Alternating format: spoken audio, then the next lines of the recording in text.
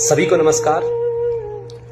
महाभारत में एक प्रसंग आता है जब गांधारी और धृतराष्ट्र मृत दुर्योधन के अंतिम संस्कार के लिए उस तालाब के किनारे जाते हैं जिस तालाब के अंदर घायल दुर्योधन छिपा हुआ था और जिसके किनारे भीम और दुर्योधन में मल्ल युद्ध होता है और दुर्योधन की मृत्यु हो जाती है। गांधारी इस पूरे विनाश का कारण केवल और केवल श्री कृष्ण जी को समझती है और बड़े हृदय विदारक स्वर में गांधारी के मुख से जो श्राप निकला वो सुनिएगा। तो वह पड़ा है कंकाल मेरे पुत्र का, वह पड़ा है कंकाल मेरे पुत्र का, किया है यह सब कुछ कृष्ण तुमने किया है सब।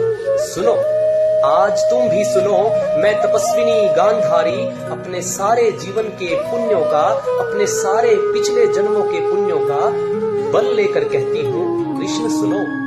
यदि तुम चाहते तो रुक सकता था युद्ध यह, मैंने प्रसव नहीं किया था कंकाल यह। इंगित पर तुम्हारे ही, इंगित होता है तुम्हारे इशारे पर, इंगित पर तुम्हारे ही भीम ने अधर्म किया। क्यों नहीं तुमने वह शाप दिया भीम को जो तुमने दिया था अश्वत्थामा। तुमने किया है प्रभुता का दुरुपयोग। यदि मेरी सेवा में बल है, संचित तप में धर्म है, प्रभु हो या परात्पर हो, कुछ भी हो, सारा तुम्हारा वंश इसी तरह पागल कुत्तों की तरह एक दूसरे को परस्पर फाड़ खाएगा। तुम खुद उनका विनाश करके कई वर्षों बाद किसी घने जंगल में साधारण व्याध के हाथों मारे जाओगे।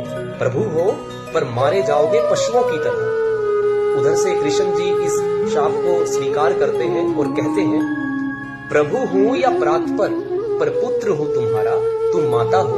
मैंने अर्जुन से कहा सारे तुम्हारे कर्मों का पाप पुण्य योगक्षेम मैं वहन करूंगा अपने कंधों पर।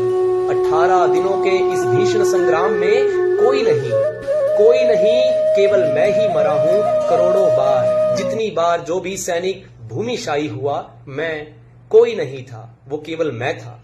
गिरता था घायल होकर जो रणभूमि में, अश्वत्थामा के अंगों से रक्त पीप स्वेद बनकर बहूंगा।